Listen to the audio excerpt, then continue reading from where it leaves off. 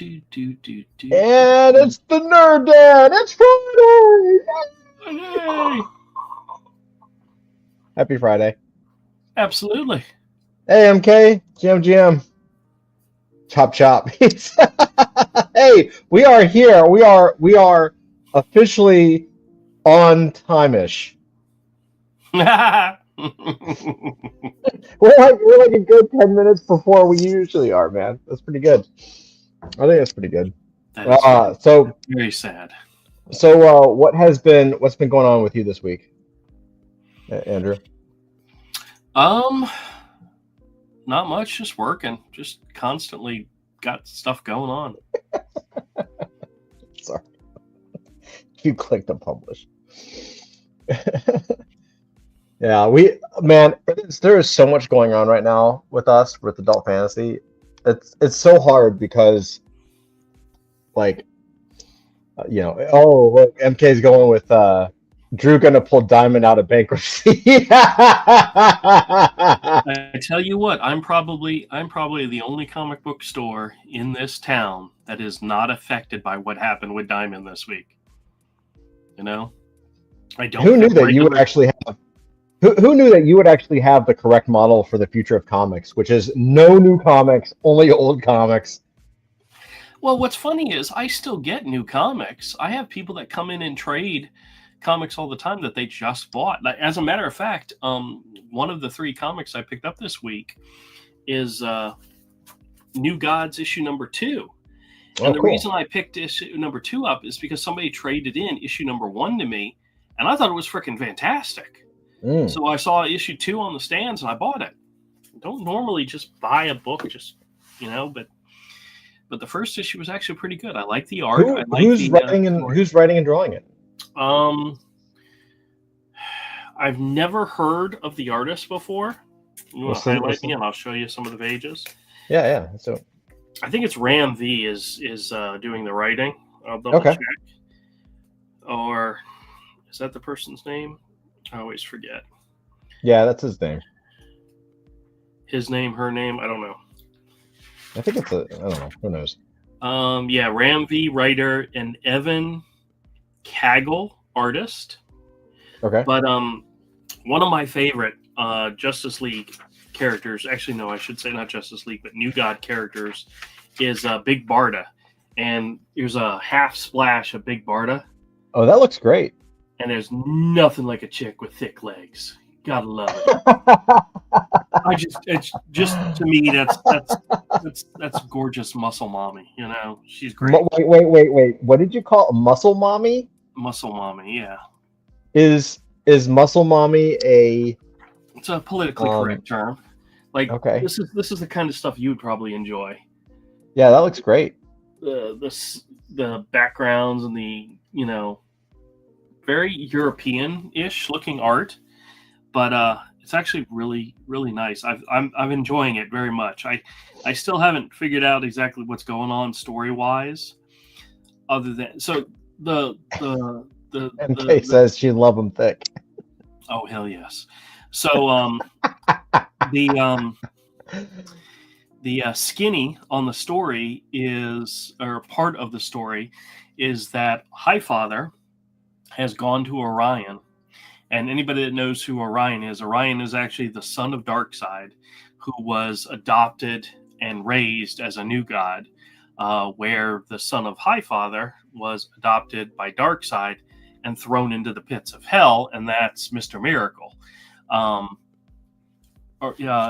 Orion or Highfather calls Orion in and says, you always do what I tell you to do, and I want you to do something for me, and you're not going to want to do it, but you're going to do it anyway because I'm telling you to do it, because you're a warrior born and whatever, and guilts him and says, you're going to do this. And he says, there's a child in the world who's a new god, and you are to kill them. You are to find them and kill them. Mm-hmm. And Orion goes to Mr. Miracle, he and Barda have a baby, which I did not realize her name was Olivia. And Mr. Miracle's name is Scott Free. Mm-hmm. Olivia's name, Olivia, or for short, Live Free is her name. I thought that was so cute. I never realized that, but Ryan goes to Scott Free, Mr. Miracle, and says, I need you to do what you do. And he's like, what? He says, I don't want to, whatever it is, I don't want to do it. He says, Highfather has asked me or told me, ordered me to kill a child, and I want you to stop me. I want you to find the child before me and stop me from killing this child. And that's the setup for the story. Yeah, MK says someone borrowing stories from the Bible, huh? Yeah, they do that a lot. They do that a lot in New Gods. But apparently, with the introduction to the Absolute... Hey, Doc, how's it going? Hello. With the introduction to the Absolute Universe, Darkseid is now dead. And apparently this new god is the reincarnated rebirth of Darkseid, is what they're implying is. So he's like Galvatron. Well, I mean, they do show some images of the kid, and he's just like this all-powerful being. Like, this is the... Oh, never mind. I'm not going to show it now. It's too small, but that's the setup for the story. So, I mean, it's if you're a New Gods fan, this is like right up your alley. If you're only brazenly aware of the New Gods, it's interesting, and that's me. I mean, I'm Absolute. No. This is just a new series. Actually, I'm not sure if this is it's probably an ongoing series, I guess, but it's a new God series. And what I was saying is that I picked up issue 2 at the store this week because a customer traded in issue number 1 to me, and I read it and absolutely adored it. I thought it was great. So awesome, man! What the heck? Am I like?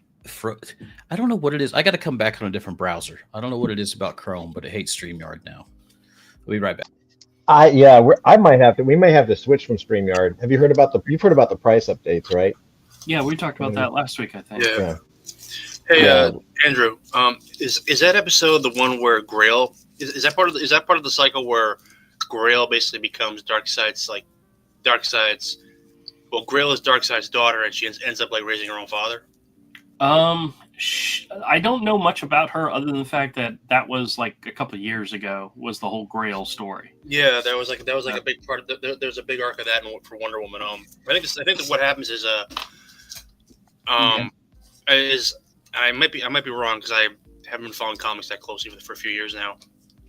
Is that Darkseid had an affair with an Amazon, and the child that was born was Grail, and I think that was the child that Scott Free was supposed to kill. And I wasn't reading when the Grail was introduced, so I'm not sure exactly. Well, I think what eventually happens is that Darkseid is killed, but he's reincarnated as an infant, and he's basically raised by his own daughter. So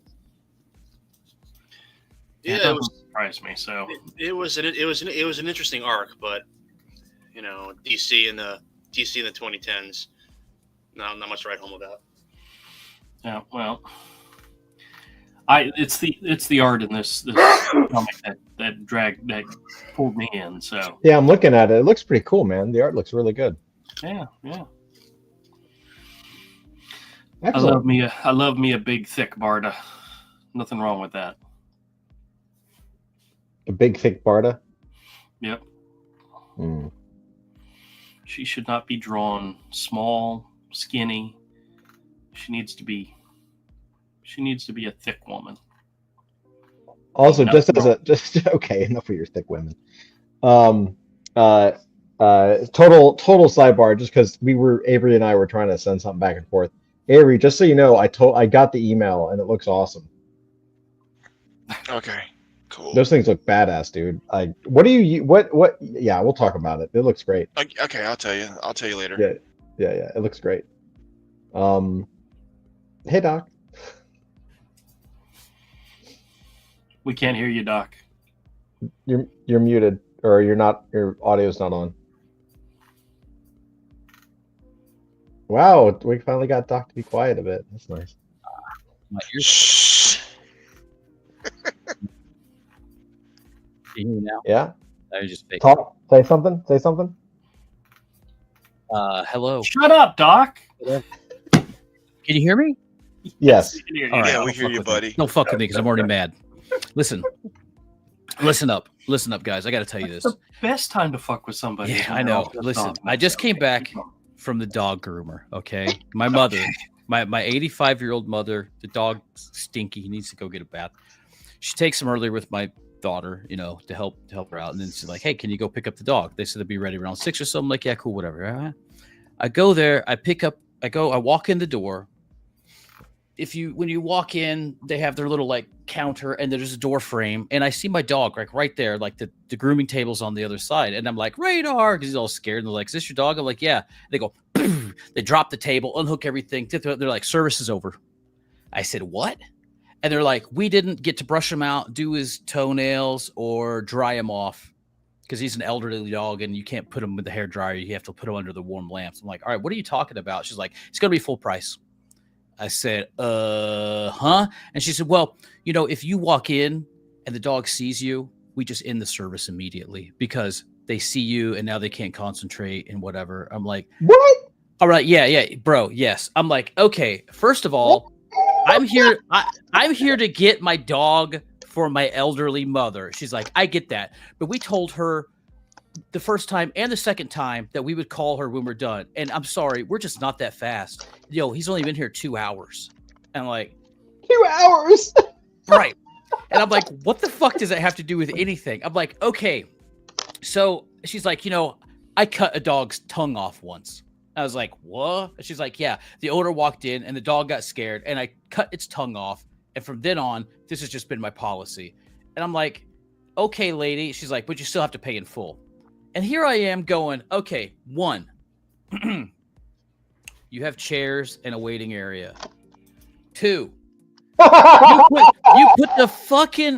put the grooming table directly in front of the front door. Like, this is the reason that veterinarians don't do work on your animals in the fucking waiting room, right? The same shit, okay? And you got there's a big back room. You can see it's like empty, all right? So I'm like, what? And I'm just like, and she just gives me this. It's just like, so like she was upset at me, right? Because I came in and so I got back and I'm like, oh shit, he doesn't have his collar. I'm like calling this lady. And then my mom's, she's like, you didn't, she's like, I told you, blah, blah, blah, blah, blah. And I picked up the phone and I was like, listen, lady, let me tell you a little bit about customer service, because what you just did was a grift. Because as soon as I walked through that door, she's like, boom, boom, boom, boom, boom. Service is over. Like, it was not the first time. Okay. And she had this whole spiel, totally practiced about reasoning this and reasoning that. And she tried to do this with me on the phone. And I said, hey, here's a simple way to avoid this in the future. Tell your clients when they drop off their fucking animal that if they come back before you are finished, that you will end the service and they will have to pay in full. And she kept arguing. I'm like, did you hear me? All you have to do is tell people ahead of time. You got free money from me, and all you did was, you washed the dog. You didn't even do the hard shit. Go fuck yourself. That's my review of my best friend's groomer in the town that I live near, Kansas City. Is that the name of the company? Your best friend's groomer? Yeah, something like that. But it's for real, though.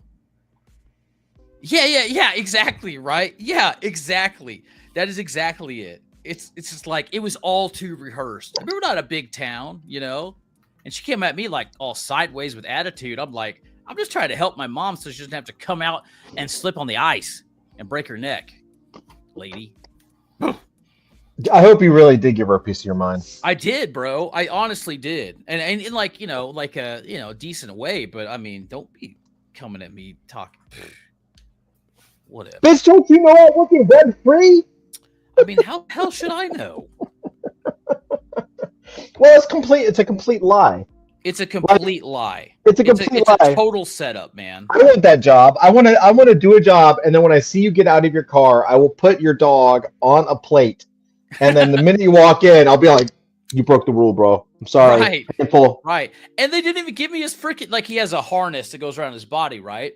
But Yeah. they didn't give us the collar, and I call back, and I'm like, yeah, there's no collar. It's got his name tag on there and everything. And she's like, just a moment.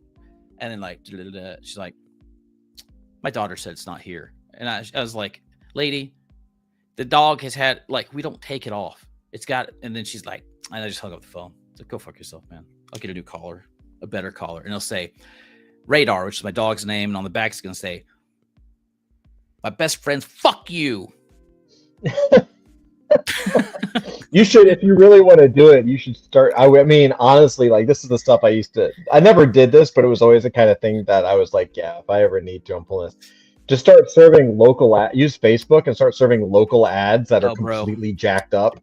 Completely like jacked up. Like, you can't defame them by saying, these people suck, because you'll get in trouble. I could leave a review. Then we have like our little community portal, You should leave reviews. Dude, Yelp is a motherfucker. Do it anonymously, man. No, man. Go to Yelp. Do it on Yelp. Yelp is like notorious for, like, if you want to clean, like, take off a negative review, they fucking charge the fuck out of you, dude. Oh, it's not a bad idea. It's a racket. So, like, all you have to do is like they'll never get that off. Yeah, because it's like the only groomer in town. So what the fuck? What's she care? I would write one of your doc specialty posts, bro. And she's like, it's only me and my daughter who's here after school helping me, and I have to be able to answer the phone and I'm like, have you ever heard of a wireless phone or a headset? Or just like having the table, like you have a window into the back room. You can see the people that come in the door. You just don't have to have the dog right there. And my dog's like, he's like scared and shit. I'm like, I'd be scared too. She probably belittled him while they were washing him. Like, I'm not saying they only fan my dog. I'm not saying no only fan. Dog only fans. Anyway, sorry, I didn't mean to like break the mood, but I just got back and I'm just like steam coming out of my ears. That's what Nerd Den's about, dude. That is pure grift, bro. That was so rehearsed. It's like, it's not that hard to figure out. I had out of the last 10 people, 6 of them came early and I had to stop service and they got bad. Yeah. What's the secret? What's the problem? What's this? What am I not doing right? Okay, Rick, listen up, buddy. She's doing it perfectly because she's getting paid, man, for like half a job. Hey, what's up, Rick? Like, I get rugged enough in crypto not to have to deal with that with my fucking dog groomer. Rick says, "Is this Nerd Den or Nerd Complaint Day?" Hey, dude. We all got to unload every now and again. Yeah, dude, it's all right. I'm going to go out and picket that place. Like with the one guy with the sign. You should get one of those giant, like, you ever see in New York, he used to have like these giant New York City rats. They would do the blow up rats. Oh, yeah. Groom this. Oh, no, it's all good, Rick. I just had to. I mean, it's funny because it's just so outrageous, man. It's just like, man, the links people will go to for like $5 extra and apparently 45 minutes less work. In high school, I would have just gotten one of my friends to take a shit in front of their store. I know, dude. I know, man. Oh, for a fact it was you doing it. One of our friends, Terry White, for years tried to get me to take a giant shit in front of Peterbrook Chocolate Factory. I thought that would be the funniest thing ever for some reason, to have a giant turd in front of a chocolate place. We did some dumb stuff. We had because I was in drama and we had like fake blood, and my buddy's brother was the editor of the local paper, and he had this like huge roll of police tape. So like before the last day of school, we went and we taped off the doors and made chalk outlines and absolutely just like shower splattered it with blood everywhere. 20 minutes before people got there. That's one of the crowning achievements, That's great. That'll make a story. That'll yeah. Oh, dude, you want to hear so listen, we, there was this person kind of out in the country, we're out in the country a little bit, you do a lot of driving around. They had a pool, chain link fence. They had a lifeguard thing, and they had half the upper part of a mannequin on it. Okay. So wait. They had half a part of a mannequin where? Yeah, like as the lifeguard, wearing a lifeguard hat. Okay. Right? So somehow it made its way into our inventory. I don't exactly remember how. Inventory. Yeah, but we used to hang out because there's a small town. There was like 2 places for us to go. It was a coffee shop, and when they'd get sick of us going under the bridge and smoking a bunch of weed and coming back, we'd go up to this park and we'd hang out and smoke weed up there and play like freeze tag and stuff. You know, like we had the cops would come up. They'd be like, "We heard there's gang activity." And like, "What's our colors?" Like, tie-dye, bro. I mean, like, look at us. I mean, like, honestly, man.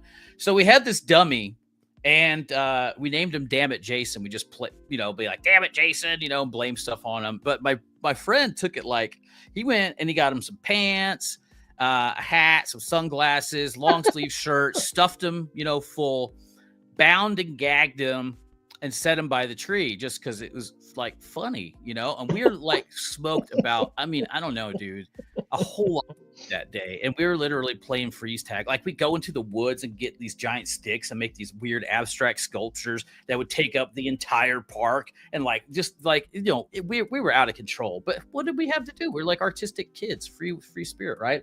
A couple cars drive by, and it's like a mom and a kid or something. And they're like, "What the hell?" We're like, "Haha, that's really funny." And you got to think like this park is up a big hill. There's only one way in, and you go down, and there's a couple playgrounds and a circle drive, and that's it. And there's a giant cross like up on the hill that the lights shine at night. And so we have this bound and gagged mannequin right underneath this giant cross at this park, and we're all laughing about it until it's like the cops, screech. I mean, like 14 cop cars pull up to this place, dude, and they all get out, guns drawn. They're like, "Hey, buddy," they start going through all this like hostage conflict kind of training and stuff, and edging closer. And then, the lead guy kind of like nudges him like, "Hey, are you okay?"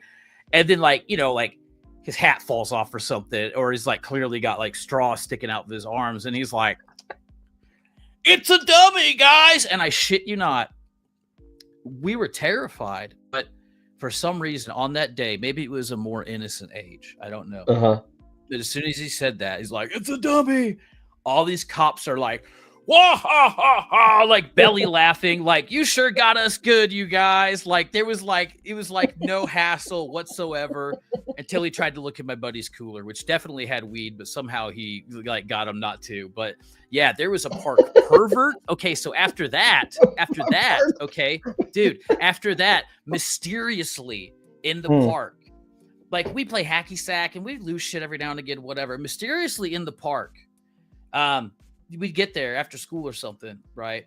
And there would be on the swing set a rock and a paper. We're like, "What the hell is that?" And it is like a torn out page from a porno mag, right? We're like, "That's weird." Okay. And this increased with frequency, more papers, more rocks, more stuff. And then it'd be like, we'd get there and it'd be like porno mag, rock, the hacky sack we lost, and a special present on top of it all. We're like, what the hell? Wait. Define special present. Well, it was, I don't know, man, how to explain this. It was definitely jizz, okay? Like, it was, this guy blew a huge load on top of all this stuff. So we're like, what the fuck? Because we're getting heat from the cops. They already think we're a gang. We've already kidnapped a mannequin and done all this stuff, right? So we're like, who the hell is doing this? And the whole time, there is, down at the very end where there's the kind of turnaround, there's always this like, there's a lot of people that would come there, but there was like a brown, like a Monte Carlo, like old school, big ghetto sled, tinted out windows, and we'd be like, "That's the pervert, man. That's the pervert." We're like, "What the hell?" And so this kept freaking out. We were getting heat from the cops. And finally, we're like, "It's got to be this guy, right?" So we did this whole stakeout thing because the guy always had like this big shield thing. We could never really see in. So we did the stakeout, man. We had a couple guys in the woods. We had some really hot friends, our female friends, right? And we had them like out parading and like, jibbly jubblies flying around and stuff like that. Well, my friends were going like all the way around the park in the woods with the camera, taking pictures. And we catch this guy. There was a stone fireplace, right? And we catch this guy in various states of undress with some binoculars, like peeking around the side, and his pants down, and the guy's like jerking off to the ladies, right? So we get all this, and we're like, holy crap.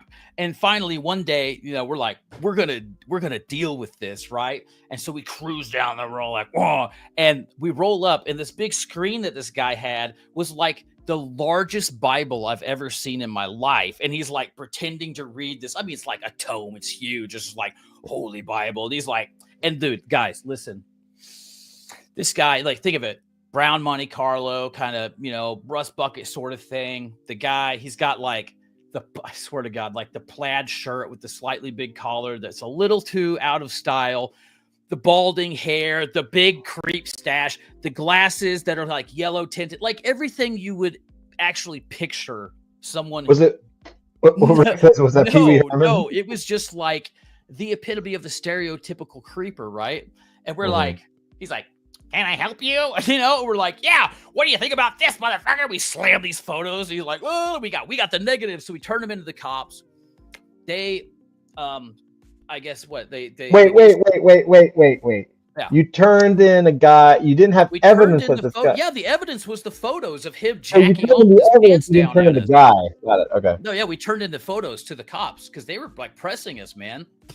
And so they issue us the summons to come to the court, and we're like, hey, let's just bring this full circle, right? And remember how I said that they were like trying to like insinuate we were a gang way back in the day. It was the pet groomer. It was the pet groomer.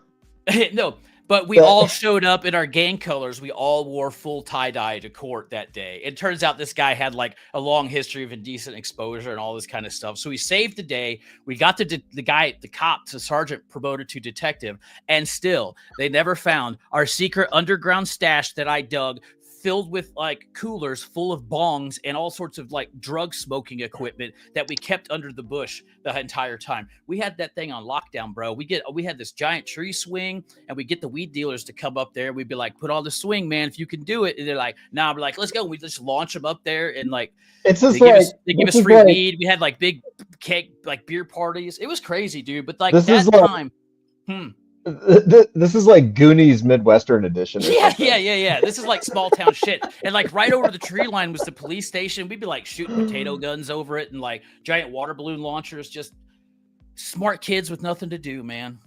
Yeah. Small town stuff. But that's like the arc, the park arc of storytelling there that I just gave you guys. Doc needs to write this down, and somebody needs to make it into a graphic novel. Yeah, it's pretty good. I got stories. And some of them are really dark too. Man, we could do it. Hey, Rick says Goonies meets Leaving Las Vegas.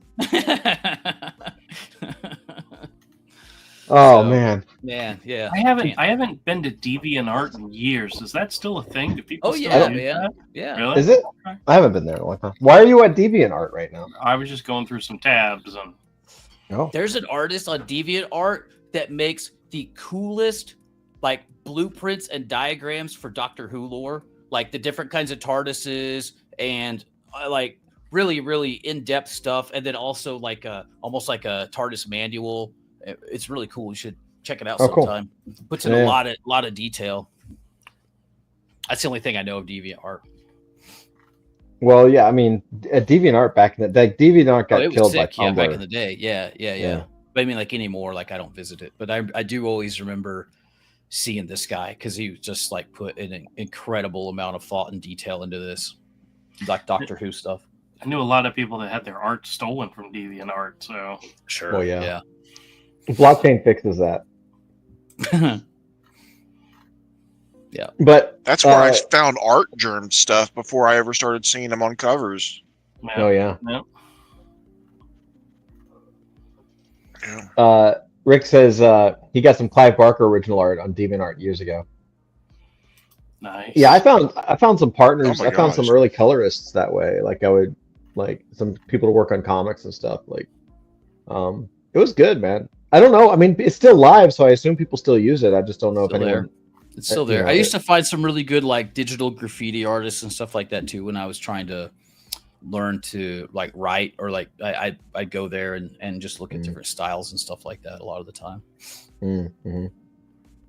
Which never panned out, but I am on the trespassing list for the train cops though, for graffiti. The graffiti. Oh yeah, who isn't? I'm on that list. I know that list. Yeah, I mean, we definitely were trying to paint, but they didn't catch us. Yeah. Thankfully, we had these like walkie-talkie wristwatches that we got. We're out testing our walkie-talkies. Totally like frying balls testing at the same time. Yeah. And then like getting through my bag, and he's like, "What's this?" It's got this little case. I'm like, "I don't know. I don't have my glasses on." I'm like peeking on acid. I'm like, "I don't know, man." I'm like, he's like, "Open it up." He's like, I'm like, "Oh, that's my harmonica." He's like, well, I'm like, "Want me to play you a tune?" They're like, "Get the fuck out of here." It's my harmonica, dude. Oh God. Anyone pick up any nerd stuff this week, like comics or anything? Andrew, I know you were talking about something. Yeah. We still got to talk about Neil Gaiman too. Do we have to? Yeah. Okay. Or whatever. I don't care. Well, Diamond is bankrupt. Neil Gaiman is a perv. Andrew, I think you picked up some stuff from your shop. There's a cartoonist for the Washington Post that got busted for CP. Ugh. That doesn't surprise me. Yeah, well, all I gotta say with the whole Neil Gaiman thing is that McFarlane was right. That dude's vindicated from everything. Yeah. What did McFarlane say about Gaiman? Well, they had a huge blow up years ago. They hate each other. McFarlane hired Gaiman for Spawn, and Gaiman in that was it like Spawn number 8 or something? Yep. He created Angela, a character called Angela, and I mean, who knows what the contract said? I don't remember all the details, but basically, McFarlane started making toys out of her because he had the character, and Gaiman was like, "That's my character." And long story short, they had a huge fight, and in fact, basically, it ended up with like I mean, the lore is that McFarlane was like, so basically told Gaiman to sue him, and Gaiman was like, all right. And so Gaiman went over to Marvel and pitched Marvel a series called 1602, which is because Gaiman couldn't care less about Marvel, but it was like the Hulk in the 1600s. It was actually a pretty cool story, very Gaiman. It's like Gaiman Marvel universe. But the book is. He wrote a tribute, and it says I'm paraphrasing, but the tribute in the front of the book says, "To Todd, who made this all possible," or something like that. This wouldn't have happened without you, kind of a thing. And then got paid by Marvel got a big fat check from Marvel to do that, and then took all that money and hired a lawyer and sued McFarlane. Yeah. I saw a tweet. It was like Todd McFarlane's message to Neil Gaiman. He's like sitting there doing the flipping the bird. Well, Rick says, what happened to Gaiman? Andrew, what happened with Neil Gaiman? I haven't been paying attention to it. I have not been reading any of the story. God. Zach was more informed about it last night than I was. So. All right. So, hold on. Give me a second. I'm gonna pull up. There's a I think it was a New Yorker magazine. Yeah. Let me look it up. Well, some of these allegations started last year with that one woman that used to work for him that was also his tenant. He was her landlord. Yes. Pressuring her and forcing her into sexual situations. Yeah, he basically, a lot of this is completely bullshit. Like he basically Amanda Connor now is saying that she was disturbed to hear about the sexual assault. She's just disturbed. Like, come on, give me a break. I'm trying to find the story. The way the comic industry is, odds are these stories about him have been circulating for a long time. and now people are going to come forward when he's Yeah. probably been doing this for a long time, and Oh, everybody, for like 30, everybody in 40 the industry years. knew Yeah. it. Yeah, everybody For knew sure. it. And she was in on it. Like the Amanda Palmer, like, I mean, it's kind of, I mean, what I used to hear was that they would both kind of be into it. It's all crazy shit. Here it is. Damn it. I'm trying to find the original thing. There was a huge write-up, and I want to say it was like the New Yorker. And it was like devastating. And it basically interviewed one of his accusers, and she was in the article. She's very graphic about like what he did, and she even just, I mean, it sounds very gaming-y, and like basically he has a garden, and the garden there's like an open bath in the backyard basically, and there's photos of it, and she took photos of everything. So she took photos of herself the next day, and like pretty hardcore. Yeah, no, Rick, he's a genius, man. Like Violent Cases, Black Orchid, and Signal to Noise are fucking amazing. Those are three of my favorite books of all time. Especially with Dave McKeon. Like Dave McKeon is a legend. Yeah, he's a fantastic artist. He's phenomenal. But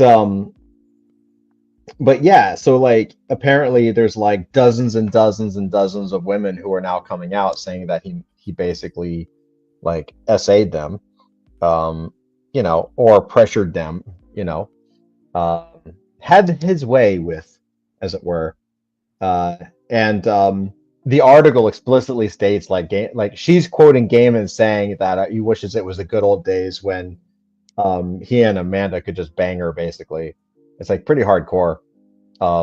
Didn't the last time all these allegations came up was like right around the time Sandman season 1 was being released on Netflix, and now that Sandman season 2 is in production, all these new things are coming up. Mm-hmm. It's always that way. You know? I liked Sandman. I'm glad at least they're finishing that up. It's pretty good. But I wouldn't be shocked if there is some truth to it, because typically when people are as like, I'm a male feminist, it's like, oh yeah, he's a predator.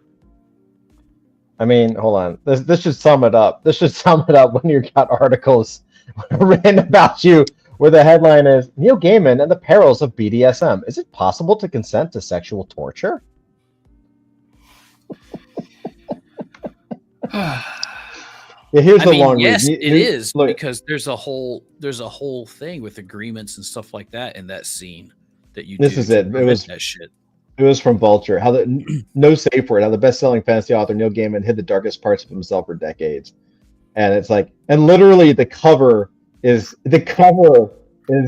of the New York magazine is him saying, "Call me master."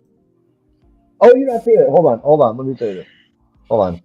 Sorry. Yeah, I'm showing you the. Hold on. Window. There we go. This is the cover, dude. Wow. So, I mean, wow. Oh boy. Big twist. Yeah, A crazy dark gothic author likes kinky sex. But I mean, of course, I know. we don't want the coercion part. That certainly. Yeah, but. if he's legit doing stuff with no safe word, that's creepy. That's what's too far. Yeah. Yeah, it is just like, you know. Man, it's so crazy, man. Because that dude is there's a bad prolific. Basically, you know. No, I don't think it's Amanda Connor. I think he said Amanda Connor, but that's not. Amanda Palmer, his ex-wife. Amanda Palmer, that's his ex-wife, I believe. Yeah, sorry, Rick. I'm not Amanda Connor, not Palmiotti's wife. That would be also weird, and that would make a kind of a weirder story. But no, my bad. Yeah, that would get you into the realm of slanderous there if you started throwing. Well, you know. Yeah.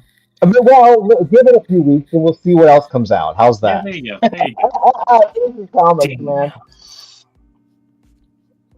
Dude, so many people in comic books are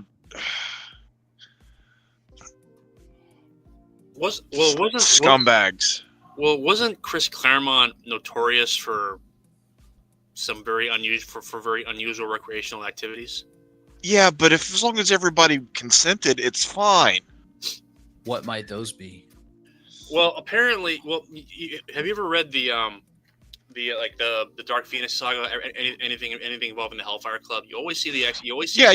It's very S&M inspired. Yeah, well, Oh. supposedly there's a story that I don't know if it's true or not, and I'm probably gonna get sued for saying this, but apparently there's a rumor that Chris Claremont hired a hooker, who looked like Storm to dress up like Storm from the Hellfire Club and to do things to him.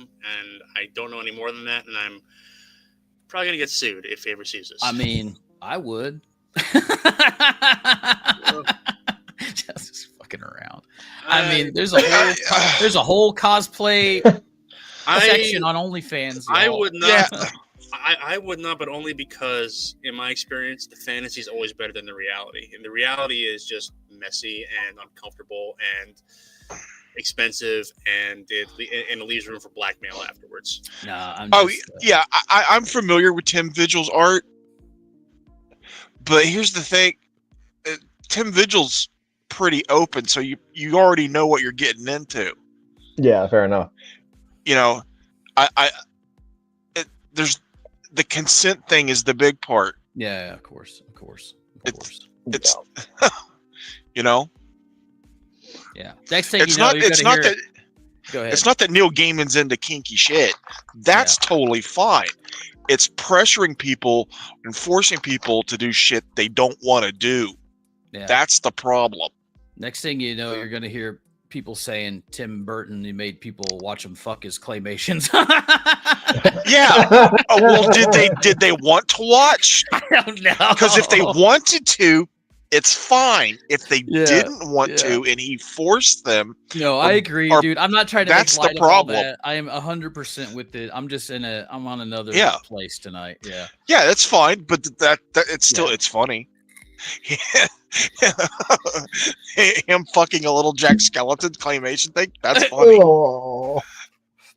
Yeah.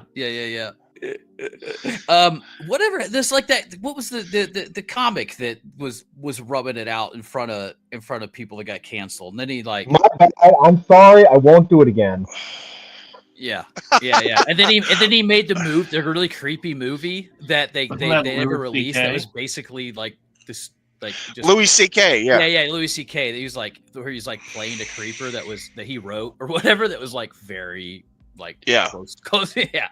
But he was like coming back on, he's kind of like, I've seen him creep up and like somehow he enters my Twitter feed sometimes. Just weird how that shit works. Sneaks up on it, huh? Dude, I don't know, man. It sucks though, man. At least he didn't Bill Cosby anybody. No. Well, you know, it's probably half of it is fabricated. They're just Warren Ellising. I mean, look, adults are adults. If you consent to it and then regret the consent later or feel pressured into it, like, I don't know. I would never want to say that's your fucking problem, but like at the same time, like if you're an adult and you're not being forced, do you know what I mean, I don't know. I don't know the law. I don't want to pretend like I know the law. And I know If you're in a touchy position subject. of power over somebody, it's pretty creepy to pressure somebody into something. Yeah, he shouldn't do it. He's a creepo. He's for sure a creepo. Like, you shouldn't do that. That's shit. also that is also a subset of BDSM, which is total power exchange. But usually in those situations, they actually It's a literally write consent. contracts. Yeah, they'll Yeah. write a contract about that. Yeah, they'll be the rules are firmly established before anything Within those begins. communities. Yeah. Don't ask Yeah, me. I guess they're going through a divorce. This is like a signal to her lawyers. She's going to get so much money from this motherfucker. Man, it's so crazy, dude. Because he's like, what's the miniseries? It's like British miniseries. Like, was it Elseworld? Something like that. Have you ever seen that? I think it's called Elseworld. There's just so much stuff, man. And his novels, like I enjoyed his novels and everything. Yeah, he's extremely talented. fucking prolific, dude. Mhm. Yeah, he's up there. He's kind of like a Stephen King type, where he just can sit down and create a world and be like, okay, here it is. Mm-hmm. You know? True. Yeah. Yeah, I mean, it's like him, Tim Burton, people like David Lynch, of course, just passed away. Like those kind of like That's very, wild. very visionary. You can't pretend to comprehend like where their world is or where they draw their inspiration from, and just insane prolific output. but not surprising that Well, they're into some weird shit. well, it's this is gonna sound terrible, but um, you actually see this. You actually see this often among individuals or in communities that are filled with people who, as when they were young men, weren't exactly attractive to basically people who are nerds growing up, like hardcore nerds. And if you read Neil Gaiman's backstory, I mean, he basically grew up in a household of hardcore Scientologists. I mean, he was actually interviewed on TV, to promote the cult. Now, whether they're still involved, hard to say. But so apparently, like in Silicon Valley during the height of the boom, there were a lot of tech geeks there who probably in their schools back in their hometowns weren't getting along with the cheerleaders, if you know what I mean. But then all of a sudden, they're masters of the universe. They got more money. They got more money to spend. They know what to do with. And that kind of so they apparently a lot of them got up to some very, very freaky shit. I mean, so I guess what I'm saying is that if you're someone like Neil Gaiman, and you not only found success as a comic book writer, but you segued from there into basically being a best-selling novelist, not just a best-selling novelist, but like a cultural icon. He's right up there with like George R. R. Martin. People know him not just through the characters he created, but if you say Neil Gaiman, they'll know who he is. Yeah. Fame is an aphrodisiac, and also on top of that, he's also made a name for himself as being on the right side of history. Backing all the right causes, saying all the right things. He was out loud and proud as a male feminist, which I could say a whole lot about that, but I don't want us to get banned, so I won't. But you notice he says that a lot, right? Yeah, I do. I know what I'm about ready to say is going to get me arrested, but I'm going to say it anyway. Well, the thing is, I'm out of my mind on cough syrup right now because I'm trying to get rid of this damn cold. So who knows what's going to come out of my mouth? But what I'm saying is that it's not surprising that he will be into some freaky shit, because if you're in a position where you have those fantasies and you have the wealth and fame and to pull them off, you're going to go for it. I mean, the problem is though is that, and yet I mean, yes, the question is, was it consent? Was there consent? Was there not consent? That's like kind of like the dividing line. Not always hard to say. I mean, look, on one hand, people are going to say that the nanny who's accusing him, she worked for him for almost 6 years. So, a reasonable person could ask, well, if he was such a terrible person, why did you stay with him for like 6 years? And on the other hand, Harvey, look at Harvey Weinstein. He would do terrible things to women in his power, and they kept coming back to him because he gave, there was something because that's how they got roles. So I don't know. You tell me. I mean, look. On one hand, power comes with responsibility, and there's a reason why we don't let school teachers screw their students, even if they're over the age of consent, because it's the power imbalance really does have serious side effects. I mean, look, I'm sorry it happened because look, I'll be honest, I'm not a big Neil Gaiman fan. I like Starlight the movie. Sandman, never really liked the comic. I like the TV show more. I know it's going to sound blasphemous to you guys. I like Good Omens the book, but that's only because he wrote it with Terry Pratchett, who, as far as I'm concerned, could do no wrong. Am I surprised? Not really, but fact is this. Well, here's a story to tell you. So there was a writer called there was a writer named Mercedes Lackey. No, hold on. Let me need some help on. I don't know. So there was this famous Marion Zimmer Bradley. That's who she was. Sorry, Marion Zimmer Bradley. She was. I think I mentioned this story before. She was No, she was a famous fantasy writer. She wrote a book called The Mists of Avalon, which is which is a feminist take on the Arthurian legend. Not my cup of tea, but from what I've read of it, it's actually it's like really good. She made a lot of money. She used what she'd made to actually not just to like buy a yacht, but to found a magazine that provided opportunities for up and coming writers, including people like George R. R. Martin, among others. So big name in the fantasy world. Turns out she was her husband, who was apparently a big noise in the coin collecting world, was a known pedophile. Who would groom people for nasty things, and this was known in the fandom community for decades. I mean, it was actually got to the point where it was a rule that if she and her husband showed up, don't let a young person be in the same elevator as them by themselves, because who knows what would happen. And then later on, it turns out that she was actually a horribly abusive mother. So, and again, Harvey Weinstein was kind of known for being who he was long before that came out. So, am I surprised? No. Am I sad? Yeah. Is he in the right? Is he in the wrong? Who knows? I mean, it all comes down to consent, I guess. And I have to say it though, but as far as his career is concerned, he's dead. He's done. Mhm. If you lash yourself to the male feminist mask and it turns out you're actually a sex pest. Well, I mean, look at it this way. That's like that. You remember in the 80s or 90s when we were growing up, there were all those televangelists who basically got caught out. It's like some guy would be on the screen like ranting about the evils of gay sex, and like a week later he'd be caught in a motel room smoking meth with a male prostitute. Kind of like that, but from the other side. I mean, yeah, I don't think he's maybe he can come back. I mean, he's got real talent, but We'll see.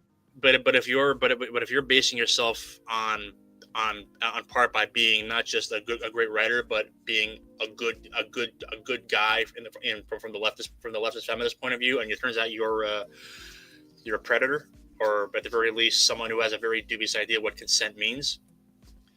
It's hard to see how he comes back unless, and this will be hilarious, and I'm betting this is going to happen. He at some point he undergoes a sudden conversion to the MAGA movement, and his next books is one where Donald Trump is basically like one of the endless. So What? Fair enough. What do you guys, just out of curiosity, like, what do you guys think about the whole diamond thing? I'll probably rant over, so I'll shut up now. No, you're good. You're good. I think it's, as a retailer, God. it's still a little early to tell what's going to happen. But if comic book stores don't get product, then it's going to hurt. They've got to. They're still going to be getting product. Yeah, they're still going to be getting product, but how many publishers are going to be able to produce product if they lose money because they were owed money from the distributor? I think a lot of small press is going to be hurt. Bad. It's almost like telling tens of thousands of fans to fuck off is bad for sales. Weird. And hurts multiple people, not just stores but distributors. It's weird how it has an effect, Yeah, I know, it's crazy. Yeah.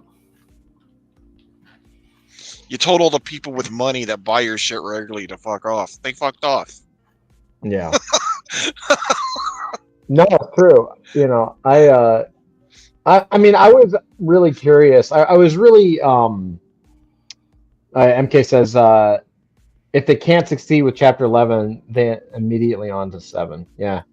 Like interestingly, I knew there was going to be major problems. This is all because they shut down during COVID, right? Like you can't, I mean, there's other problems too, but you can't shut down an entire operation like that for several months because it's not the kind of business. It's one of those businesses that's a flywheel. Like the minute you turn off the presses and you turn off all the shipping, the time it takes to ramp all that stuff up because people get new jobs, like it's a nightmare, dude. And I'm really surprised that they did that, honestly. I think Steve Geppi is a genius.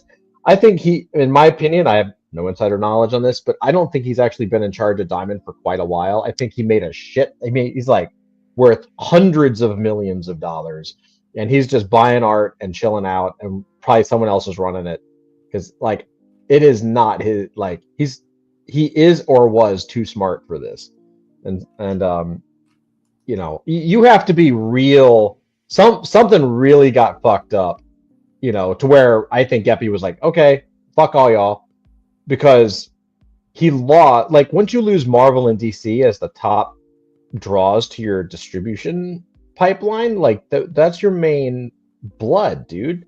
Yeah. Why would you do anything to let those guys go? I mean, yeah, I know you probably like you've been doing it for 30 years. You're a monopoly. You think they don't have anywhere else to go, but are you kidding me? Like, how would you ever let them go? They probably assumed they'd be right back, you know? Yeah. But I tell you what, it was funny because DC was the first one to break away from Diamond because they were like, no, we cannot shut down. Just because the distributor decides they're going to shut down.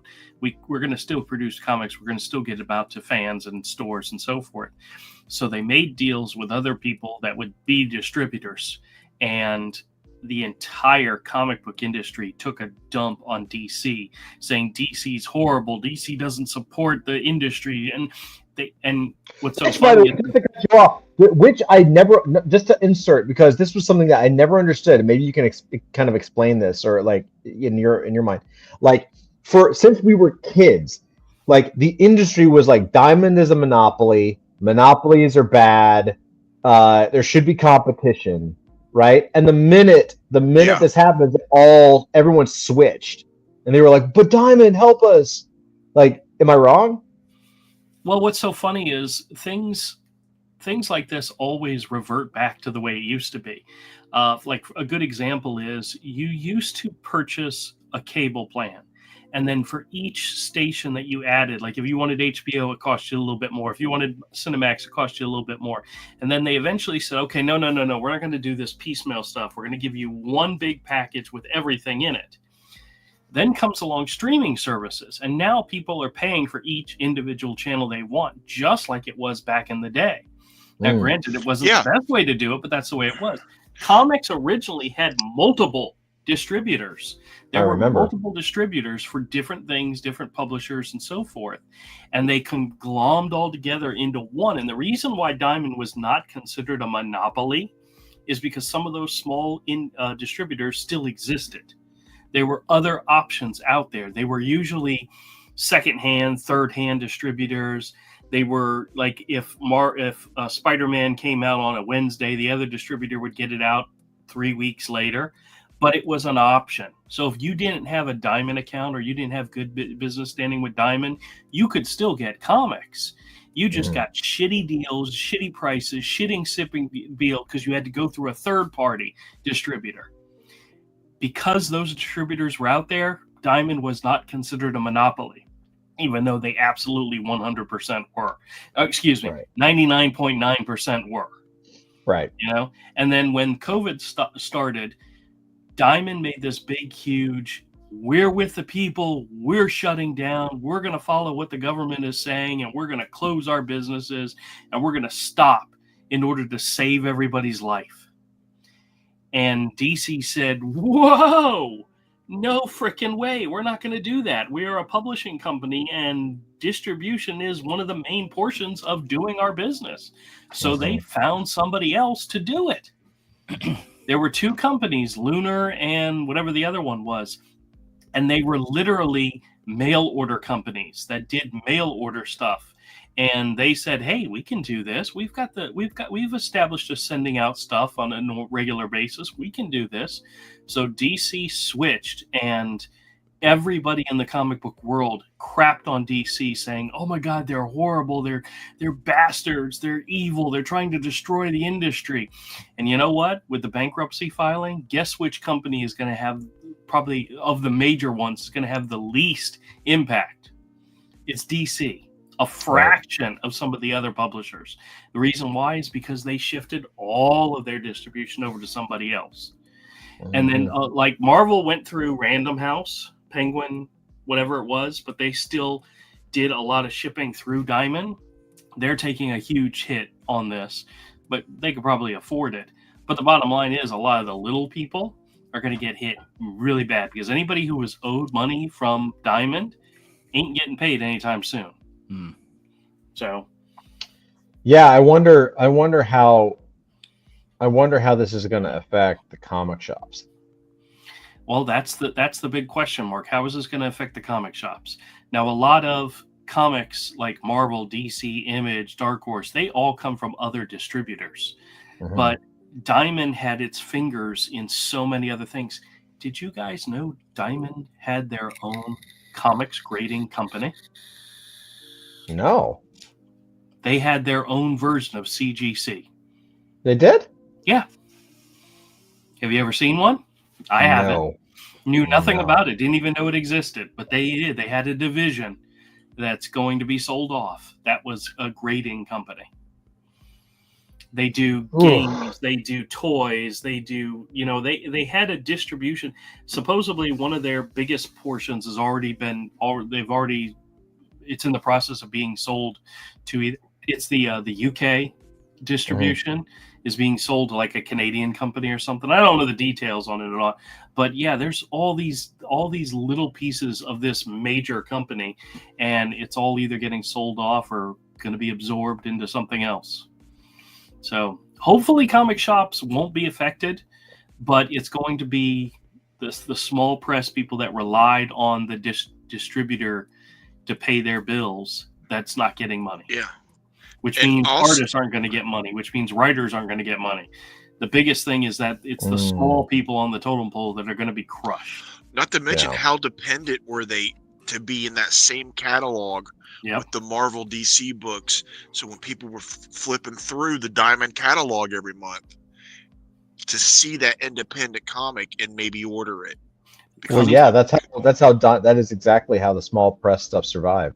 Yeah, and the funny thing about that is I used the previews catalog was the one thing I picked up every month.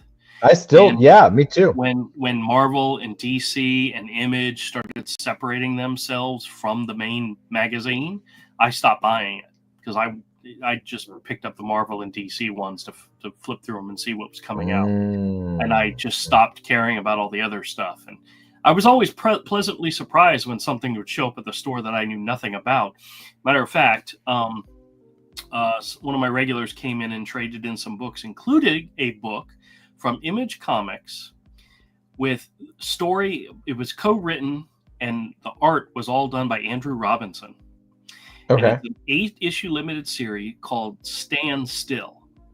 And I read the first issue, and it was really cool in the fact that every page was a double-page spread, so that he probably did all the art on one piece of paper, but sideways.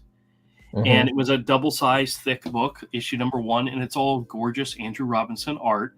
And I went to go look, and turns out issue 6 comes out this week. So I'm really far, but the first issue came out in August, so never saw it on the shelf at all, ever. And it's an 8-issue series that's going to be wrapping up in a few months, and completely went over my head. But I got that first issue and read it, and it was really, really cool. The premise of the story is that the guy, the main character, is a psychopath, and he somehow got hold of a wristband that allows him to stop time. So he's murdering people and killing people and stealing crap, and all of a sudden all these unsolved crimes are happening all over the place, and nobody knows what's going on, and he's just walking through life doing whatever he wants, stopping time and doing bad shit. Sometimes he's doing stuff for the good of somebody. So other times he's doing it just because he wants to get something.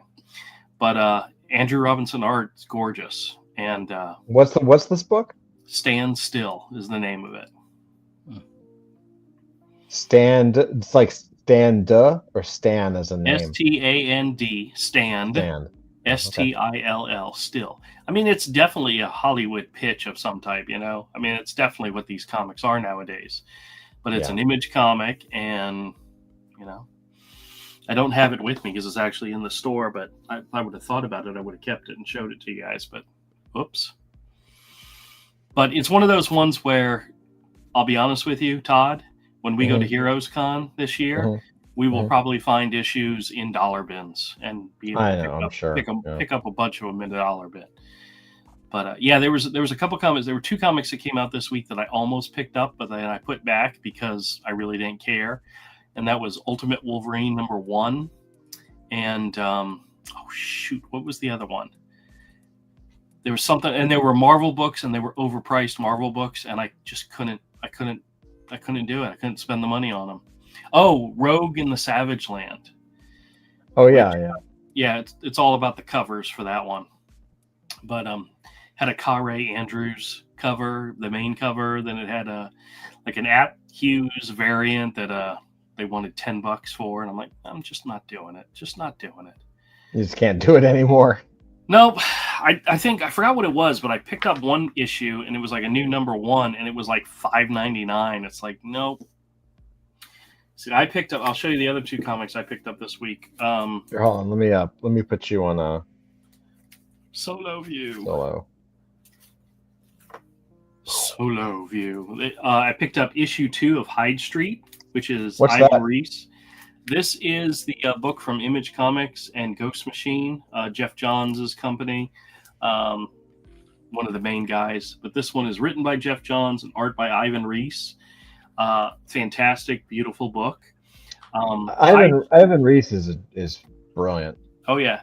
Well, it's gorgeous. Well, issue 3 comes out next week, so I need to find issue 2 because I missed it. And they just happen to have it in the just recently pulled off of the shelf bin, so I was able to find it for cover price. But these books have all been $3.99, or the majority have been $3.99, so I'm willing to give them a try.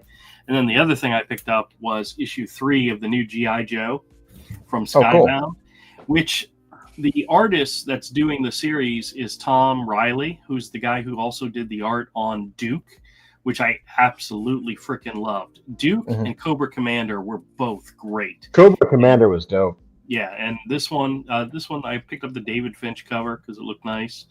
Is the artwork good? Oh yeah, the interior art. Yeah. It's Tom Riley. I don't know what he's known for, if anything else, but he's just got some really clean, nice art style, and I'm down with it. I like it. I was going to see if there's any specific thing to show you. I saw a couple lists in the year list, and they all had G.I. Joe as top 10 best books of the year. Like nice layouts and so forth. I mean, it's good art. I'm enjoying it thoroughly. But this is one that I'm looking forward to. This is Is it called G.I. Joe or is it called something else? No, it's G.I. Joe. But there's actually a second book. There's G.I. Joe: Real American Hero, which is what they started doing, and it was issue 301, but it was called #1, and then they did. And I thought that this series was replacing that series. Nope, turns out that one's still going.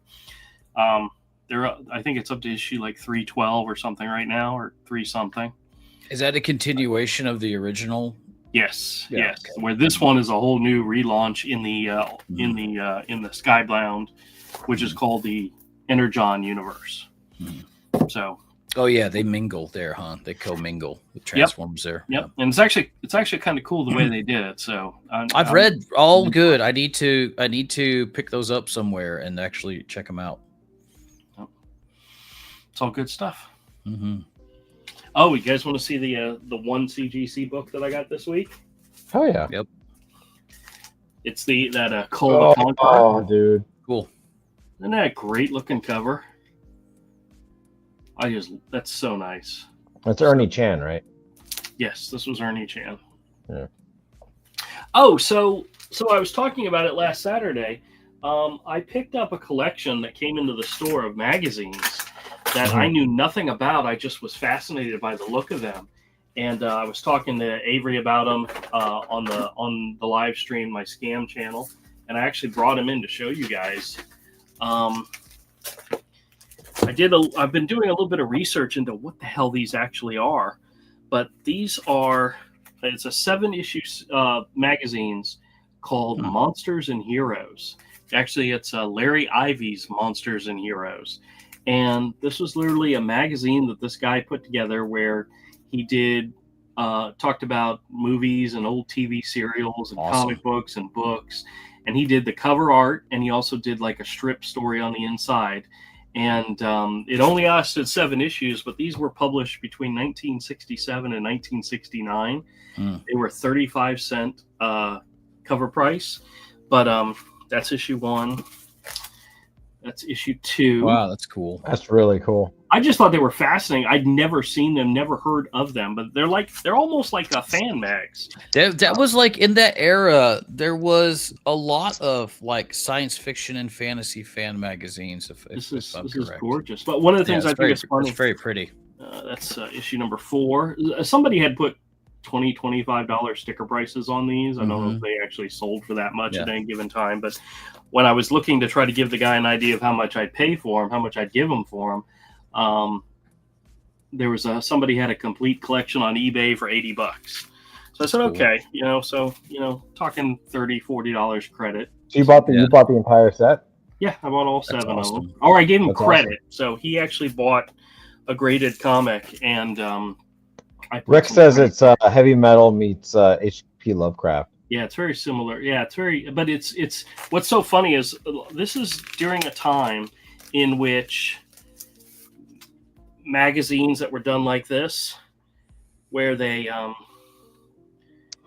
where all the pages, there's text in here, and it's all text that was printed out on a typewriter. Yeah, it's like all cut and paste stuff. Yeah. Is that from the U.S. or the U.K.? No, this is from the U.S. The U.S. Okay, because I know like in the U.K. there was a lot of those kind of like cut and paste fan mags, like especially like Doctor Who and stuff like that. But this is the guy's art. This is his own character that he did a strip of.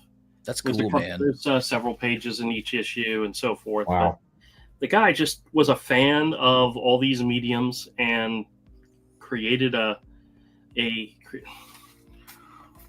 Rocket Man. Oh, awesome. I've never heard of this show, but apparently he was a big fan and wrote articles about it and talked about it. So what are you doing with those books? That was like a serial. Not sure yet. But here's another cool thing that came with these. So I got all 7 of the issues, and they're in various stages. Like this one, this is issue number 7. It's probably in the best condition of all of them. Issue 1's a little beat up. But here's something that was kind of cool that came with them. This book, magazine, this really thick magazine called Monsters. It's called DJD's Monsters and Heroes, using the same. He just literally, I don't want to say stole it, because in this magazine, which was published in, I think it was 2019.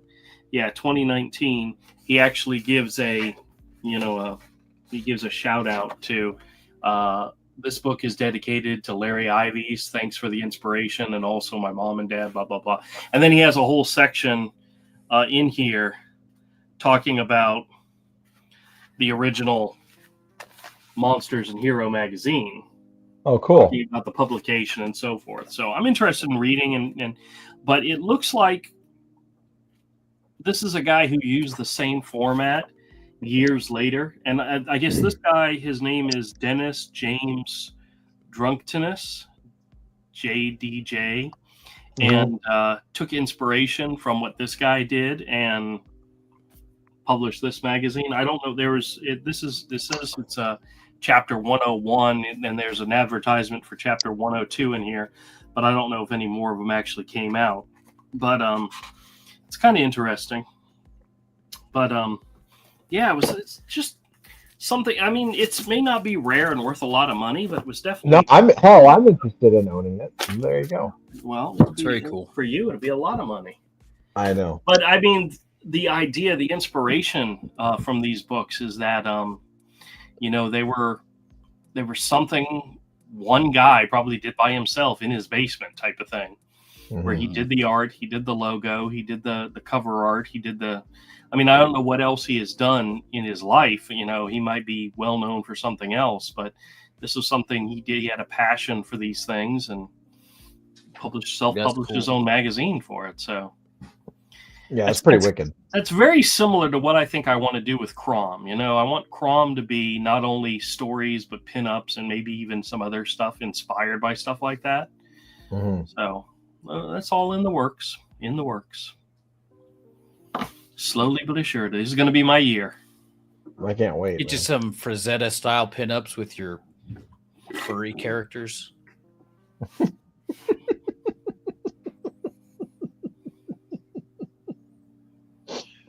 Sorry, Actually- Andrew, your characters are always going to be called that because furries have ruined everything. I'm sorry with your anthropomorphic people. yeah, some- that used to be common in animation and comics, and then the course. furries came along, and Of course, if you draw anything like that, you're automatically grouped in with them. I know. That was just for lack of a better word right there. But I mean, Yeah. But he used to Well- get that all the time. I'm So sorry. I started running with it. Like this is all ages book, and I would be like, yeah, it's hot furry action, trying to get people to buy whatever gets people to buy it. yeah. If they get mad later, they're like, wait a minute, sorry, all sales are final. All sales are final. So Robert Kirkman and Ryan Otley are bringing back one of the more famous characters from the Invincible world and doing a series called Battle Beast, Hold which on. is I love Battle Beast. He's awesome. Battle Beast. He hasn't been. I don't think he's been introduced in the cartoon series, Mhm. but he's one of the comics' favorite, antagonist characters. I actually have one issue in which it's him on the cover, like coming out at you. I put it aside to be graded. Hmm. So, Oh man, February should be the part 2 of the current season. Should be coming February on the show. There's something else coming out in February. I think Reacher season 3 comes out in February too. Oh yeah, okay. Yeah, it Reacher's should a be good. That was a good series. That Yeah, was all right. Reacher was good. Yeah, much more like the books than the movies. Wait, you like the books more? Wait, The books describe the character of Reacher as looking like a mountain of a man, and when the movies came out, it was Tom Cruise, and And they were he like, is he doesn't look anything like. Who's a manlet? Yeah, and when Yeah. they did the show, they got Alan Rickman to do it, and Alan Rickman looks more like what the character is described as in the books. Hey, you know what the funny thing is? Did any of you guys ever see that show Blue Mountain State? Which show? Blue Mountain State. That was the comedy football show, Yeah, right? yeah, he was- I, yeah, he- I he- know he- of it. I've never Yeah, seen it. I think it's on Netflix. It's funny in a very lowbrow sort of way. He was in it, and it's like it's the total opposite of his character in Reacher. I mean, he also did a guest spot on that show Girls, the HBO show from a few years ago. Oh, really? Oh, Yeah, he played a guy who had a micro penis, but they didn't actually show it. okay. they did that. Oh, So, I like him. He's a good actor. yeah, he's he was in the Guy Ritchie movie that came out last year. It didn't do very well though. Ministry of Ungentlemanly Warfare. Yeah. Hmm. Wanted to see that. Never Yeah, saw it. he hurt that movie too. Really? Yeah, Yeah. He said some political stuff. Yeah, he has severe TDS. Yeah, and didn't help. But Oh well. I don't know though. I mean, I was watching this episode of Rogan, from like a few years ago, and they were talking about differences between male standards of beauty and female standards of beauty. And Rogan, I think I scared Doc away. Well, all right. Well, Rogan made the point that he was talking with some trainer guy. So, some guy who was really, was like focused about fitness. And he made the point that why is everybody leaving? just to tick you off. That's all. Keep going. Keep All going. right. Yeah, there we go. Screw you, Todd. All right. I just had to get up and close my window. I didn't mean to start anything. No, I'm sorry. I'm just being a dick. So He's sensitive. I actually am, believe it or not. Woo. Every day I'm weeping inside. But I just don't show it because I'm Japanese and we're very, very stoic. But anyway, so he made the point that to achieve like a the female ideal of beauty, narrow waist, long legs, whatever. It's not easy, but if you have the right genes and you're willing to like really cut, really watch your diet and exercise heavily, it's achievable. Maybe not for all, but for some at least. But to look like Chris Hemsworth or Jason Momoa, like that uber ripped, every muscle is delineated. That's actually physically impossible for 99% of guys out there. You can't do it without steroids or some sort of like chemical enhancement in the gym.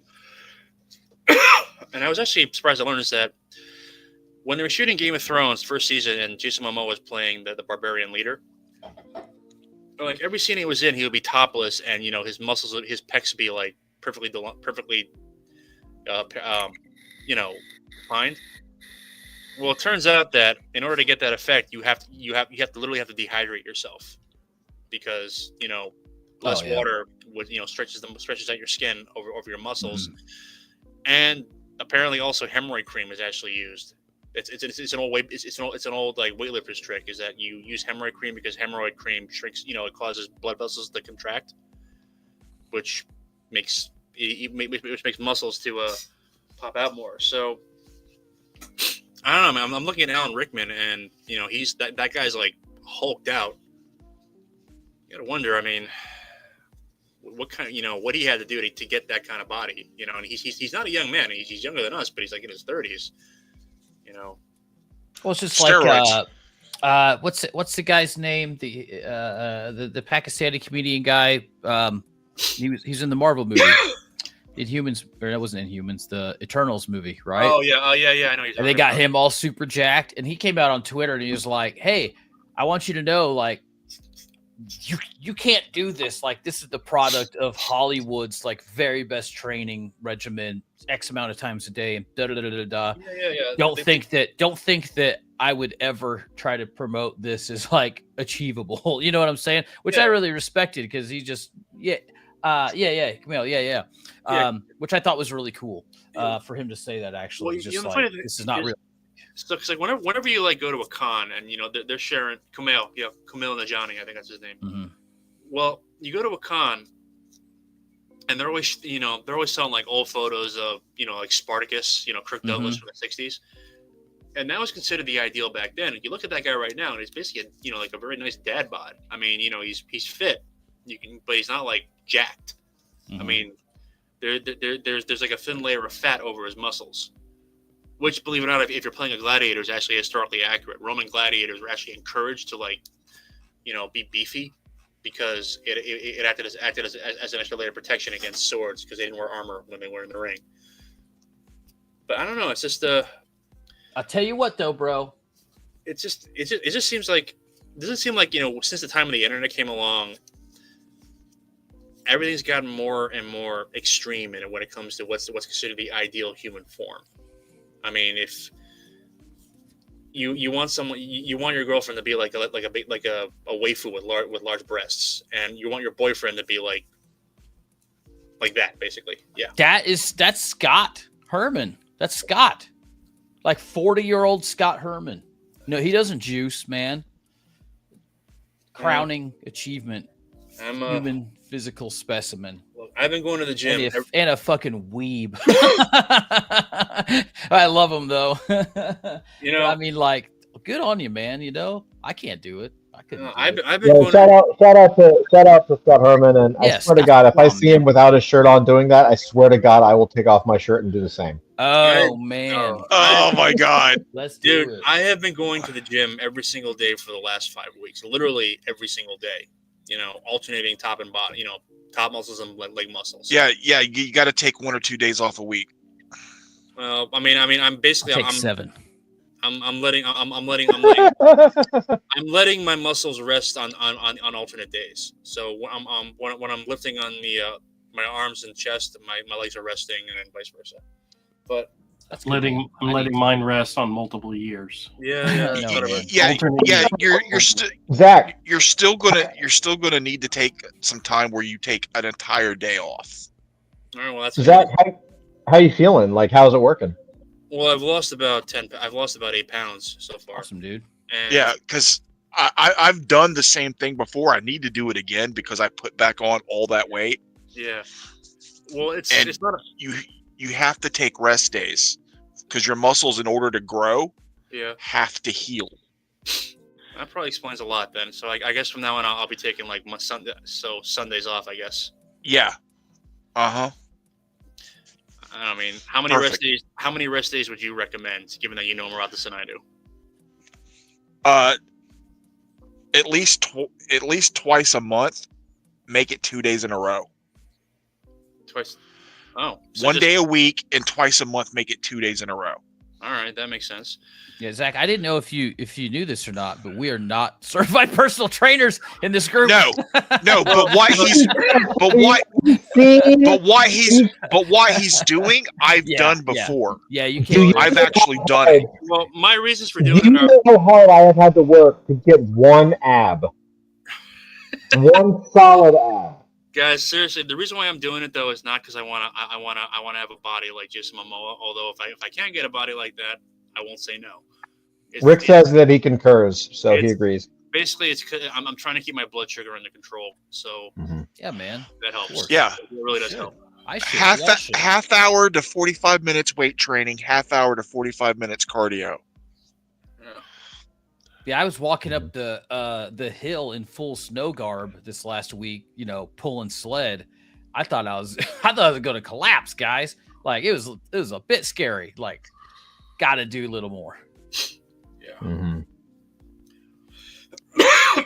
Yeah, I would do pretty well during the year, but then like December got me, and I got to get back in the swing. I usually work out about 4 days a week, so.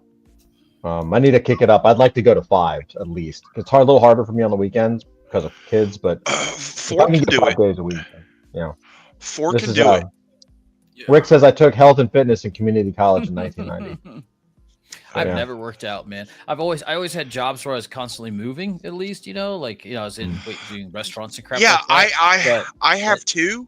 Like working in a warehouse, I was running around full speed, lifting heavy shit all day long. Yeah, and that still wouldn't take much weight off me. I have to lift weights and do cardio, and I have to lift heavy. I have to constantly be pushing. Like, okay, it's been a month. I got to up it 5-10 pounds. I've got to up it, and then it will start to come off. Yeah, I need to do the same. I just bounce into that ADHD all day. I do. Yeah, I've got to take the weight back off because I put it all back on. Maybe. Plus, I have still some of the size that I put on a muscle, so I'm actually heavier. I'm heavier than I was at clothes sizes that were even bigger than what I wear now. Got that dense man meat on you. Yeah, I've got to take it back off because my blood pressure's out of control. It fucks you up bad. It does. Once you're in your late 40s, man, you cannot abuse your body the way you could in your 20s. Like the crazy shit I could do. I mean, you just become Neil Gaiman and abuse other people's bodies. I'm sorry. Oh God. Oh God. Sorry, too soon. Like I used to be able to function without sleep. I would go 24 hours without sleep and be just fine. I can't do it. I had a bad night last night where I could not sleep, and I didn't go to sleep till like 3:30 today. Cool. And I didn't wake up to just before the stream. God. Yeah, I sleep like crap. Honestly, I wake up lunchtimes at night. I do too. I try to go to bed at a good time, and I'm desperately trying to get my 8 hours in, but I have children that don't give a shit. And so they wake up and they come into the room, and the minute the kids come in and wake me up, forget it. I cannot I can't concentrate. I can't get back to sleep. It's too hard for me. Am I the only one here that sleeps through the night on a regular basis? Yes. Yeah, probably. It's all due to my machine. Keeps me alive and makes me lift. I probably need one, dude. CPAP? Yep. I'm Oh, sure. so Rick, hold on. Rick says 4 days on, 2 days off, which still leaves an extra day, Rick. So I'm not sure. Well, I guess you do 4 days on, 2 days off, 4 days on, 2 days off, so it just doesn't matter. And he says upper lower 2 times and then rest 2 days. Yeah, that makes a lot of sense. Yeah, he's right. Mm-hmm. And if it wasn't food 100, 200 years ago, it's not food now. Okay, says we go from sleeping on floors, any position, anywhere, to because I slept wrong on my pillow. I slept wrong on my pillow, and it fucked my whole day, dude. Oh, I can't. I've had it take me out for a couple of weeks, like a crick in my neck or something, where I couldn't hardly move. Sleeping wrong. Coming back. You want to talk about old man problems? Coming back from New Year's. I went to see family, and you're sleeping uncomfortable. Different beds, but they were comfortable. They weren't like rocks or anything. I got back and went to sleep in my bed again, and woke up, and my entire back was locked. I just was like, and it was like days. Yeah. I was like, what the fuck? I turned wrong, or I couldn't move. My back was like that. You slept in the wrong place, man. Yep. I was like, that just sucks, dude. Late 40s suck. Shit. Well, I'm sure they're better than our late 50s and our late 60s and our late 70s. So let's just. Oh yeah. That's the reason I got to get the weight back off again, man. That's right. If I don't do it now, man. Now, so we can. Yeah. If we don't do it now, like. If I don't do it now, I'm not going to make it to 60. We're gonna be in deep shit. That's what's. Dudes, check this out. Not to break the Why conversation. I need to eat these peanut butter chocolate fudge cookies now while I'm still young and healthy. Oh, so disgusting. You're older than we are. You're gonna die. You've already had a stroke. Rick says 50 really start falling apart. LOL. Yeah. I'm knocking on the door. Yeah, me too. Apparently, and sorry, not to like whatever. I just saw a message.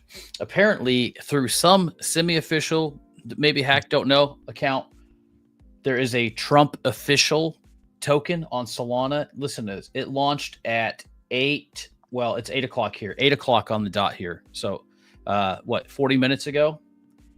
It is at a 1.35 billion market cap right now. What? Oh, hope he doesn't rug pull. It is literally doing $8 million of volume a minute. Holy shit. Yeah. Is it just a Trump ticker? It's called Official Trump. I mean, I can send you the contract address to look up somewhere. But yeah. Yep. It peaked at 2.03 billion, just a few minutes after it launched. Yep. Top traders right now, people who invested, well, 0, so they probably made it. And people are making $300,000 on trades right now. Jesus Christ. What was it called? I'm not going to touch it. It's called Trump, or Official Trump, yeah. I don't know where it came from. Don't know. I just know that I just saw a couple. Oh, it's a Truth Social. Oh, it came off of Truth Social. The new official Trump meme is here. It's time to celebrate everything he stands for. Winning. Join my very special Trump community. Get your Trump now. Go to gettrumpmemes.com. Have fun.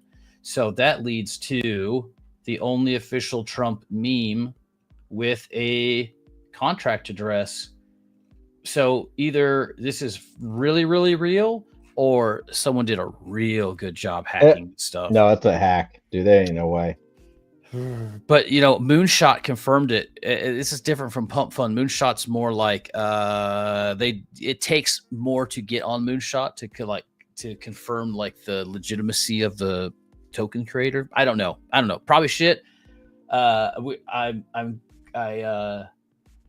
Whatever. Well, we missed that one. I mean, god dang. Shoot. 8 million per insanity. hour. It's insanity. It's just the state of everything, man. It's like $8 million in transaction in volume per hour. In the last 5 minutes. No, since it launched, there's been $31 million of volume. Jesus. Yeah. Pretty wild, man. They have the big crypto ball in DC. I'll be right back, guys. Here in the next couple days. Yeah, I know. This year's bad. I mean, the year basically starts on Monday. I'm expecting green candles all next week. Yeah. To see what comes out of the crypto ball, most definitely. Yeah. Yeah. I just want to see this chart. I'm not touching it with a 10-foot pole. You know, it looks, well, this thing is charting weird, but I mean, you'd have to put it on 1 minute really to see anything like other than just a couple of 3 fat, big candles, but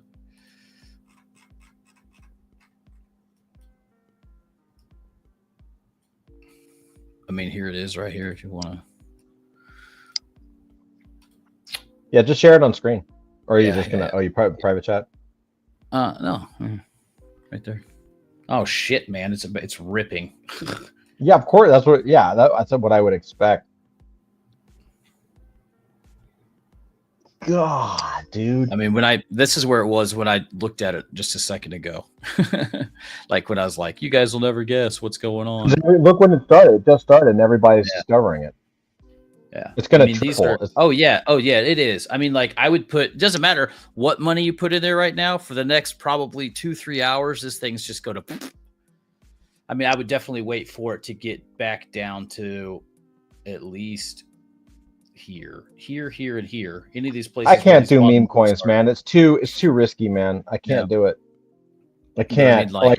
It's like cue the scene from Trading Places. Right. Yeah. So that's it's insanity, man. Pure insanity. Now there's hold on a second. That just went up $20 million in 5 minutes. This is insane. Like, what in the hell? That's insane, man.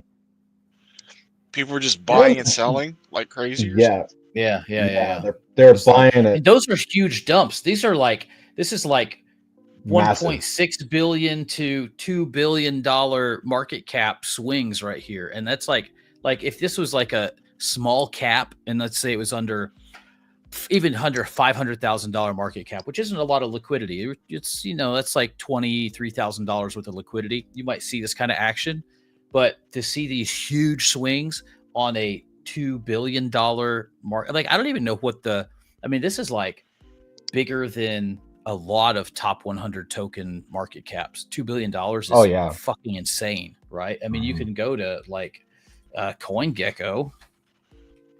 People are making an assumption that that's actually Donald Trump's coin. Yeah, and until they find out otherwise, this thing will trade like a mother sucker. So, I mean, you want to get down into the 2 billion mark. Did Trump actually post it? It came from his official Truth Social account. So this is at least as big as the 71 and up on the top 100 as far as market cap goes, and will probably go a lot longer. And it was just created 45 minutes ago.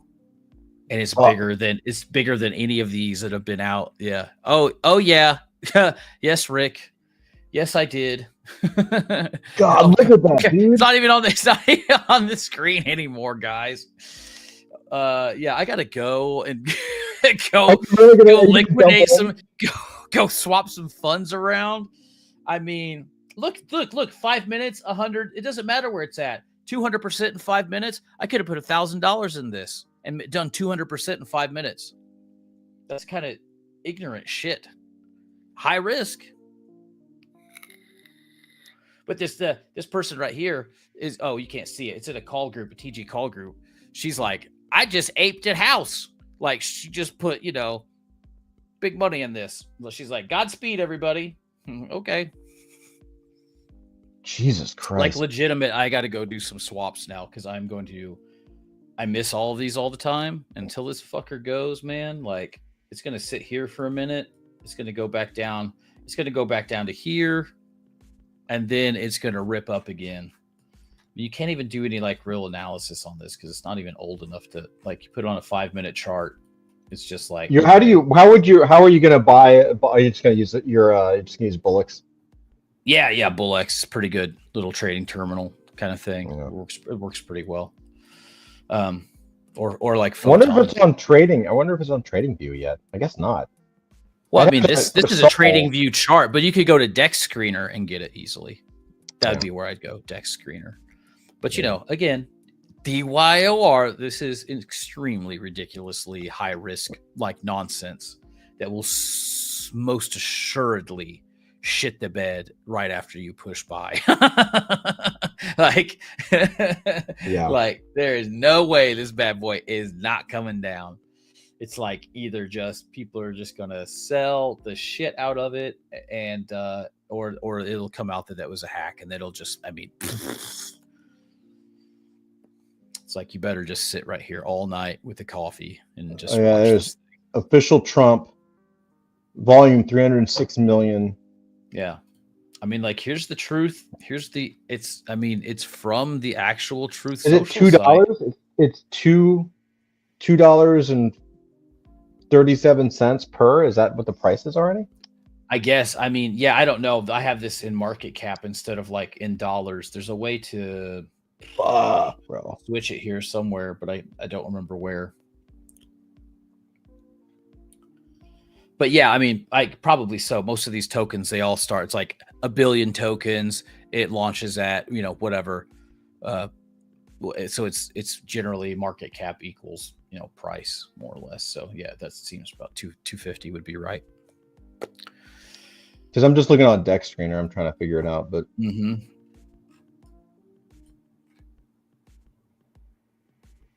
And I mean, and this is like, for whatever reason, this new Bull X, even doesn't matter what time frame you look at, as soon as you do it, it starts charting in 1 second. So it looks like absolutely insane.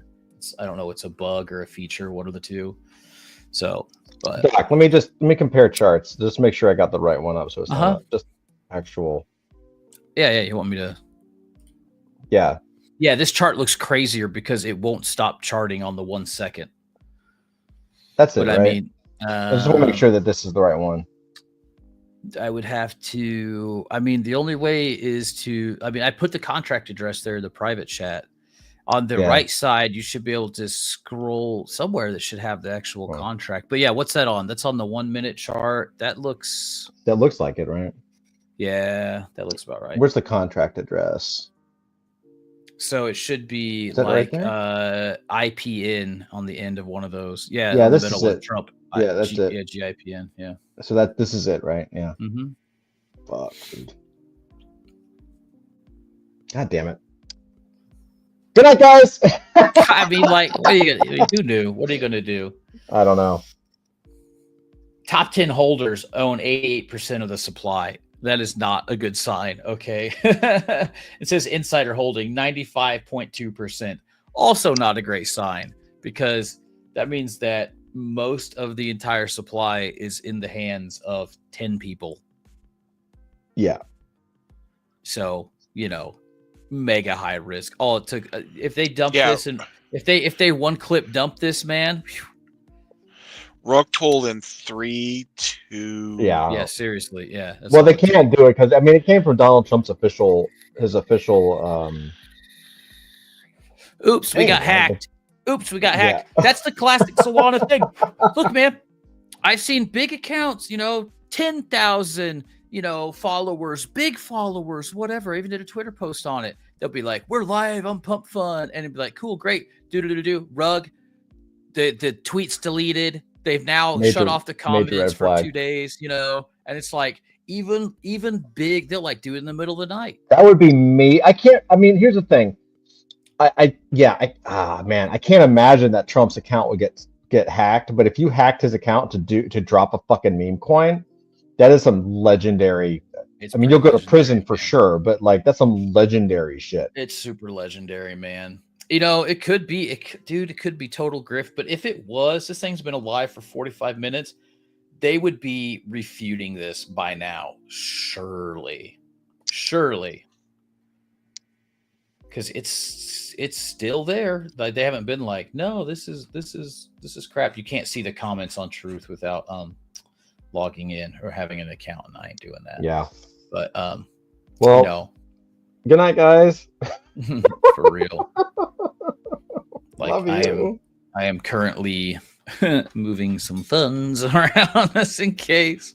Oh, I feel like I need to do my rifle friendly thing and call Dusty and let him know. Like, guess what? You're missing on probably the biggest grift of the century. Yeah. It could be a total insane Democratic plot to like show how terrible. Confirmed real if head of Jupiter is tweeting about it. Okay, so Jupiter is an exchange. It's one of the biggest exchanges on Solana, right? And apparently,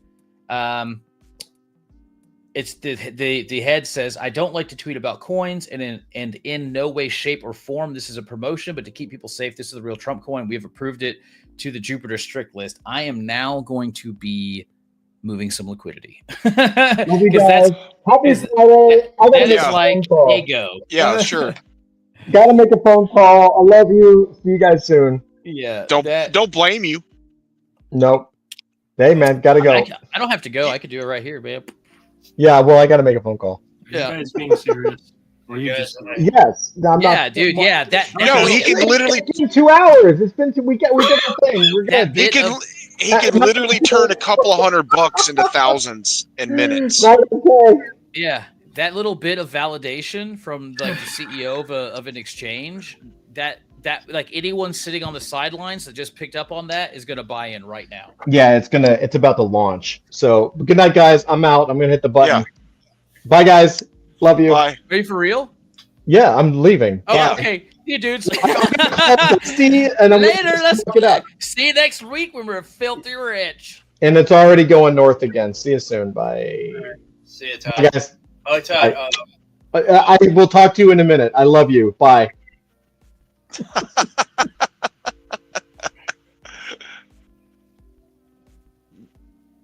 It's still live. It's still live.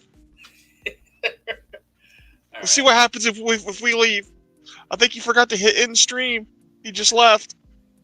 We're live. We have no controls over the channel. Bye. I'm going to go get drunk now. All right. Later.